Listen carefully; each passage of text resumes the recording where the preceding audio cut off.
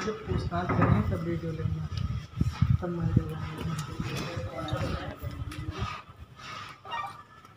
Hello, मैं नरेंद्र कुमार होती, NM news.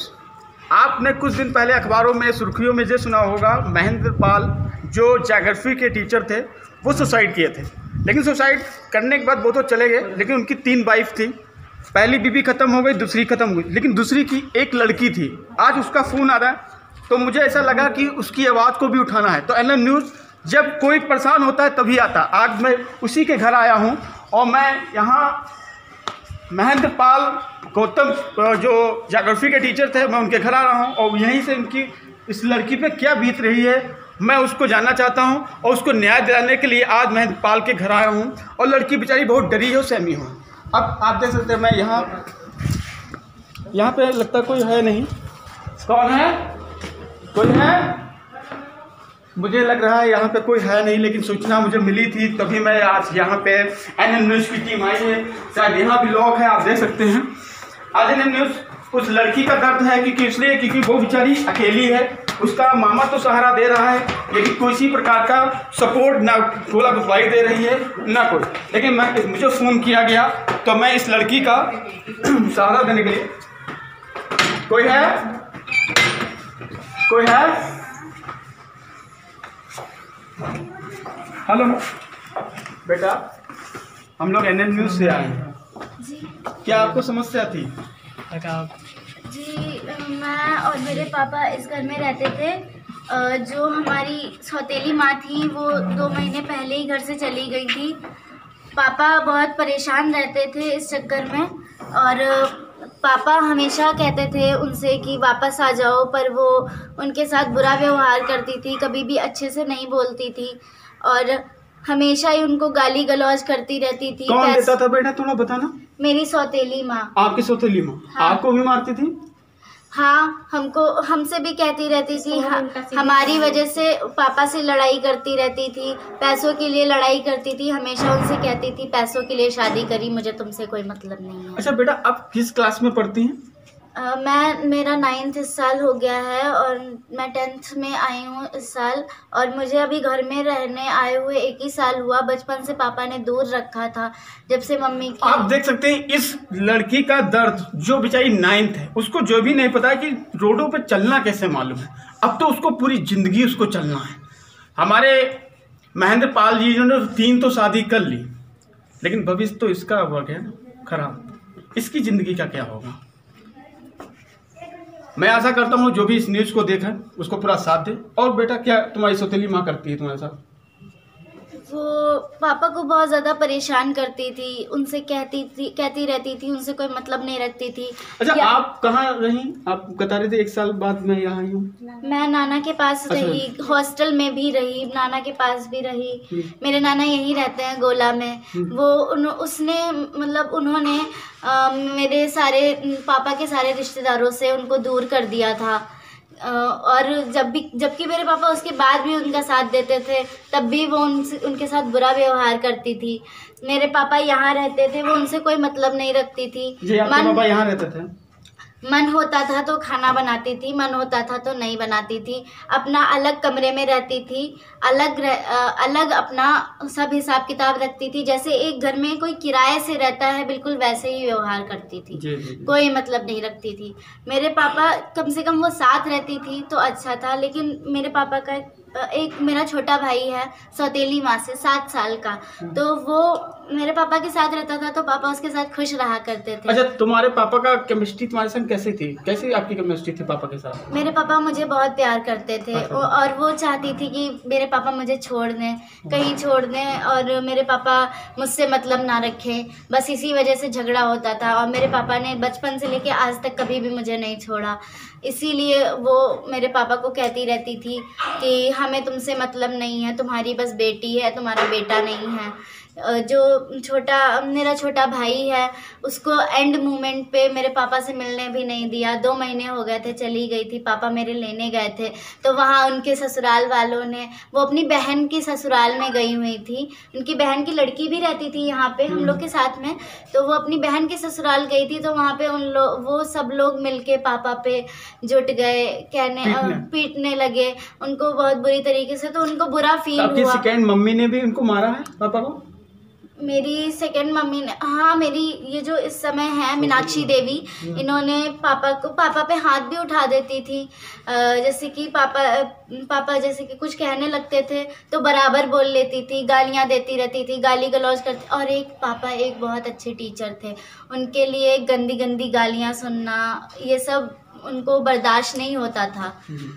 End moment पे पापा बहुत ज़्यादा डिप्रेशन में रहते थे, कहते थे कि तुम वापस आ जाओ, पर वो वापस नहीं आए। उनका सारा पैसा निकाल लिया गया अकाउंट से। अच्छा, कुछ अकाउंट के बारे में भी कुछ पता है कि कुछ? मुझे ज़्यादा नहीं पता रहता था, पर मुझे इतना पता है कि पापा के अकाउंट से पैसे निकाल लिए गए थे। पापा इलेक्शन लड़ना चाहते थे, पापा का काफ़ी ज़्यादा प्रचार हो गया था इलेक्शन के लिए।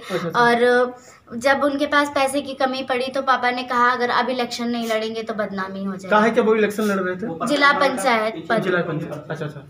इसीलिए मेरे पापा ने एंड मोमेंट पर मुझे फ़ोन किया, कहा कि तुम्हारी माँ की वजह से आज मैं आत्महत्या करने आपको फ़ोन किया था? मुझे फ़ोन किया था। उन्होंने कहा कि तुम्हारी माँ की वजह से आज मैं आत्महत्या करने जा रहा हूँ। मुझे लगा पापा ऐसे ही बोल रहे हैं, मैं तुरंत भाग के घर पे आई, कुंडी खटखटाई, पर यहाँ पे कोई नहीं था। अच्छा। किसी ने गेट नहीं खोला। जब बहुत देर तक गेट ना खोलने की वजह से मैंने, यहाँ पे भैया रहते हैं किराए से, तो उनसे हमने कहा कि गेट तोड़ दीजिए। मैंने देखा मेरे पापा इस कमरे में। आपको बता दो, इस लड़की के बोलते बोलते उसने जो बताया कि जब मैं यहाँ पे आई हूँ तो यहाँ पे किसी ने कोई भी बात नहीं बताई, ना किसी ने दरवाजा खोला, उसने पड़ोस का सहारा लिया और दरवाजा तोड़ा। हाँ, और क्या बता रहे हैं? पापा ने यहाँ पे सुसाइड नोट अपना छोड़ा था। आपको बता दो, महेंद्र पाल ने इसी जगह पे सुसाइड लेटर को छोड़ा था। और डैडी ने फांसी कहाँ पे लगाई थी? इस रूम में। आपको तो बता दो, एनएम न्यूज आपको दिखा रहा है कि इस कमरे में फांसी लगाई गई थी और लगाई इन्होंने। अच्छा, इसको खोलिए। आपको बता दूं, इस बच्चे ने बताया था कि मेरे पापा इलेक्शन की तैयारी कर रहे थे, इसलिए इनकी मम्मी का भी इससे भी ज्यादा लड़ाई दंगा होगा। आप देख सकते हैं इनके कंप्लेंट भी काफी हैं महेंद्र पाल जी के, जो इलेक्शन में आ रहे थे, लेकिन पैसे की मांग अगर वो अपनी पत्नी से कह रहे थे कि मुझे थोड़ा पैसे की जरूरत है, जो बच्ची जो बता रही मैं वो बता रहा हूँ, तो उन्होंने मना कर दिया कि मैं अपने अकाउंट से, पैसा उनका था, उनको अकाउंट पे देना मना कर दे। अब लोग मैं उसी कमरे पे जा रहा हूँ जहाँ पे महेंद्र पाल ने सुसाइड किया था। देख सकते हैं आप। बेटा कहाँ पे पापा, कैसे जब आपने की मारा दरवाजा तोड़वाया, उसके बाद तो पापा किस हालात में मिले? मेरे पापा इस पे सीढ़ी से उन्होंने ये चद्दर बांध के वो यहाँ पे थे। मैंने देखा, मैं डर गई एकदम से, मैं चिल्लाने लगी। मैंने उसके बाद में सबको बुलाया, तो सब लोगों ने बुलाया, फिर उतरवाया पापा को। जब तक हॉस्पिटल ले, क्या आप उसमें अकेली थी? जब मैं घर पे आई तब तो मैं अकेली थी। जब मैंने पूरा मंजर आपने ही देखा, बाकी कोई पब्लिक आपके? मम्मी आपकी सेकंड थी? वो तो मायके गई हुई थी, आपको बताया हमने। वो तो कब की मायके गई हुई थी। मेरे पापा बस यहीं पे, मैंने यहाँ पे देखा अपने पापा को और मैं बहुत ज़्यादा डर गई थी, तो मैं चिल्लाने लगी ज़ोर ज़ोर से। तो फिर भैया जिन्होंने गेट तोड़ा था वो सबको नीचे से बुला के लाए, मेरे पापा को उतरवाया, यहीं पे लिटाया थोड़ी देर। डॉक्टर ने पल्स चेक करी तो उन्होंने नहीं बताया, फिर भी बॉडी गर्म थी तो हमने कहा हॉस्पिटल ले जाते हैं। हॉस्पिटल ले जाया तो वहाँ पे बता दिया कि पापा अब नहीं रहा। ठीक है, आप देख सकते हैं इस बच्ची का जो दर्द भरी कहानी को आज एनएम न्यूज़ ने आपको बयान किया और आपको दिखाया कि महेंद्र पाल की जो पीछे घटना जो हुई उसका पूरे दास्तां किया कि महेंद्र पाल ने 3 शादी की थी। अब बात आ गई इस बच्ची का। इस बच्ची ने अपने जीवन को जिस हिसाब से संजोग से सजाना चाहती है, क्या वो सजा पाएगी? क्योंकि महेंद्र पाल ने पहले तो गलती कर दी 3 शादी को, और वो होने के बाद अब परेशानी उस लड़की पे आ गई है जो इसको देखने को है। इसकी शक्ल आप देख सकते हैं, बेटा इधर आना, नम है आंखें, चेहरे पे उदासी है, चेहरे का एक्सप्रेशन उड़ा हुआ है। वो अपने भविष्य को क्या सोच के अब आगे बढ़ेगी। बेटा क्या भविष्य में सोचने के लिए आपने सोचा था? मैंने सोचा था, मेरे पापा हमेशा कहते थे, मैंने सोचा था मैं आगे चल के एक बहुत बड़ी एक्टर बनूंगी। मेरे पापा हमेशा कहते थे कि वो मुझे पूरा सपोर्ट करते थे। हालांकि कोई भी पेरेंट्स हैं आजकल के ज़माने में, जनरेशन में कोई भी सपोर्ट नहीं करता एक्टर या एक्ट्रेस बनने के लिए। मेरे पापा पूरा सपोर्ट करते थे, इसीलिए जो डांस क्लासेस हैं उन्होंने ज्वाइन करवाई। कहा कि तुम आगे बढ़ोगी, आगे जाओगी। फिर ये भी था कि छोटी सिटी से है। फिर जो मेरी सौतेली माँ है वो इसके लिए गालियाँ देती थी, कहती थी कि देखो अपनी बेटी को किस राह में लेकर जा रहे हैं, और बहुत कुछ कहती थी, झूठे झूठे इल्ज़ाम लगाती थी। पापा को भी बहुत बुरी तरीके से गालियाँ देती थी, तो पापा नहीं सहन कर पाते थे। और मेरे पापा की सबसे बड़ी बात ये थी कि वो इतना सब कुछ होने के बावजूद भी उनसे बहुत प्यार करते थे। सबसे बड़ी बात ये थी, इसीलिए उन्होंने आज उनके लिए जान तक दे दी, पर उनको कुछ नहीं होने दिया, उनको कुछ नहीं होने दिया, उनको कोई नुकसान नहीं किया। पापा से पहली बार बात हुई थी आपको? पापा से मेरी बात हुई थी, तब मैं तुरंत भाग के आई घर पे, पर यहाँ पे तो। आपको सुसाइड की बात बताई थी कि मैं सुसाइड करने जा रहा हूँ? हाँ कहा था आपने? हाँ कहा था, फोन पे कहा। तभी तो मैं पैदल आ रही थी, मैंने तुरंत ऑटो किया, मैं तुरंत भाग के आई। पर आपको तो क्या नाम बेटा? स्नेहा। स्नेहा, इस लड़की ने जिस हिसाब से मुझे बताया कि पापा ने जब फांसी के दौरान उन्होंने कॉल किया कि बेटा मैं अपनी माँ से बहुत परेशान हो रहा हूँ तुम्हारी, और मैं अपनी दुनिया से छोड़ के जा रहा हूँ। बच्चे डरी थी, अकेली थी, वो फिर घर आई, घर पे कोई नहीं मिलता है, वो कैसे न कैसे दरवाजे खुलवाती हो, और इस जीने के दौरान जो आपको इन्होंने दिखाया कि चढ़ते हो, इसी कमरे में उसने सुसाइड किया उनके पिताजी। मैं नरेंद्र गौरवती, कैमरामैन सुराम मिश्रा के साथ, जय हिंद।